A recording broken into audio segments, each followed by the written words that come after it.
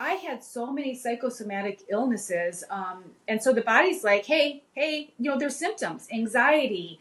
So many things are symptoms of that unresolved trauma. Correct. I was a lifelong insomniac. Honestly, I still struggle with it to this day. Hmm. And I never called, people would call them horrific nightmares. I always called them dreams because deep down, somewhere intuitively, I knew that they were trying to tell me messages. And those Yeah. dreams stopped once I started, trying to accept what had happened and Oh, process it. really? Yes. Dreams That's fascinate me. profound. Yeah, Yes. there's a lot to be said about dreams. I had a sleep specialist on that podcast will be coming out pretty soon, and it's fascinating. And he talks about that and how important the dreams are. Well, and I think there's no greater example of how our subconscious, is running the show, even when we consciously think otherwise. Because I would have these really, really, again, I would call them dreams, not nightmares, very violent dreams, and I'm like, I Mm, feel completely safe, completely safe. Why am I having these dreams? Well, my wow. husband tried to kill me. I had other Yeah, relationships with huge physical. So consciously I felt okay, but subconsciously your body I was. yes, It did not feel safe. exactly. And that's Mm-mm. to me, it's such a great, again, it's a symptom, just like if we have physical issues, of a physical condition we need to take care of. If you have things that you're not processing, mentally, Hmm. emotionally, your body, God bless, is going to keep knocking on that door until you pay Yes. attention to it. This is a great example of what happens when you listen to your body, that your body's going to give you messages in all different kinds of ways. It could be dreams, it could be pain in your body, it could be flashbacks. There's so many different ways, but I know for me, I so disassociated with my body Mm-hmm. that's why I've had to have so many surgeries on my body, because I didn't listen to it. Mm-hmm. And I was always very active. I worked out and stuff, even though my weight fluctuated, which probably didn't help the situation. But I tore myself up because I didn't, I had like big surgeries. Like I had a torn rotator cuff and I didn't even know it. Yeah, I mean, And I that's was supposed to be super painful. Now, the surgery was very painful, but beforehand, I wasn't in that much pain. It was really bizarre. Yeah, I was told that I needed back surgery. Apparently, I have a herniated disc, and I could barely walk. And I exercise too.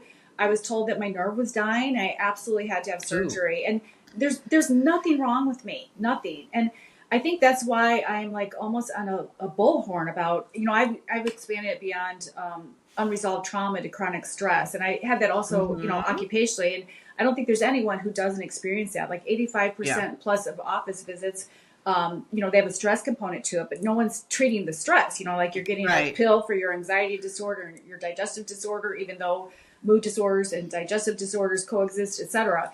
People Yep. aren't, going to the underlying root of it. And, Right. stress is a contributory, if not causative factor of, most chronic degenerative diseases. One of the things I'm Hmm. doing now, I'm doing wellness coaching, and it's not only chronic stress, which again, is from the unresolved trauma, um, as well as cardiovascular awareness, because cardiovascular Hmm. disease remains the number one killer. And in my opinion, chronic stress amplifies all of the major risk factors, high blood pressure, high blood sugar, Yes. high blood cholesterol, and then behavioral things like smoking, overeating, not exercising, etc. Hmm. Stress, I think, is literally and figuratively killing us as a society, and we're dismissive of it. And we have to stop Yeah. dismissing it because 90% of cardiovascular disease is preventable. And I want people to be empowered. I want them to be educated and empowered and know that this is not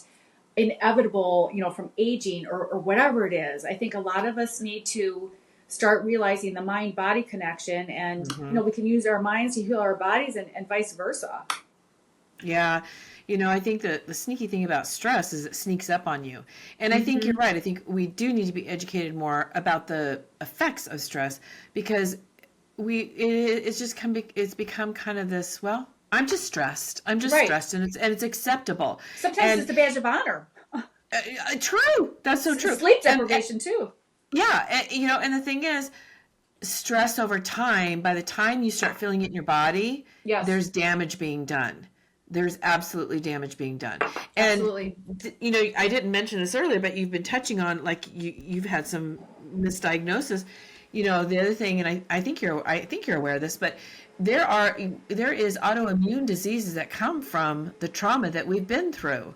No And we surprise at can all to me. also heal from those autoimmune diseases. You know, you hear so many times that actually, I don't know why this person, I don't know where this comes from, fibromyalgia. I don't know where that comes from. I don't know where, you know, it comes from stress. That's something that I literally pray that there are our doctors, our Western doctors, will start asking more about our history of growing up, finding out about trauma, because I bet there'd be a lot less prescriptions written if our doctors were aware of that and treated Yeah, trauma that informed. instead of the symptoms. Let's treat the root cause. You know, even things like, you know, a lot of society, there's a lot of vanity, and people are worried about wrinkles and taking all these collagen supplements, etc. You know, chronic stress not only degrades the collagen we have, but it also Oh, impedes collagen production.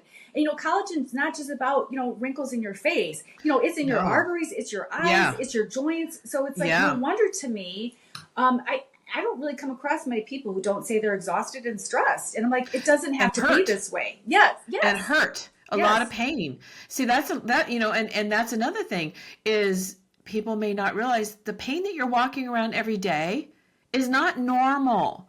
We're not supposed to walk around in pain all the time. And the chronic stress and unresolved trauma can cause pain in our bodies, especially in our joints. Yes, I mean, you know, emotionally, psychologically, physiologically, you know, I can have my saddest days and I'm still a happy person. And Right. you know, I've been living in other countries pretty much for the past couple of decades. And I'll tell you, in the United States, and I think it's getting worse, people are more, you know, divisive, and there's discord, and, Oh you know, yeah. it's not harmonious. And, you know, I was blessed to be exposed to different cultures. I come back to the United States and I feel the stress from people that Oh, I'm sure. who don't really even, they wouldn't even tell you they have a objective reason, you know, to be stressed. And I'm like, oh my God, you don't realize what you're doing to yourself, you know? Yeah. And, you know, like, again, I had struggled with sleep all the time. And then once I started researching, I'm like, oh my God, I need to sleep. So I need to, you know, tackle this, because I don't want it to just be a c'est la vie. This is the path I'm going down. It's very empowering. And there's so much conflicting information out there, and, you know, social media with influencers, it drives me nuts, because Yeah, people there's without credentials or qualifications yes. or relevant experience, and if, you Hmm. know, if people would just start reading again, you know, I mean, Yeah.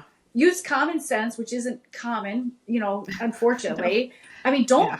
don't outsource your health to anyone, your mental health, your No. physical health.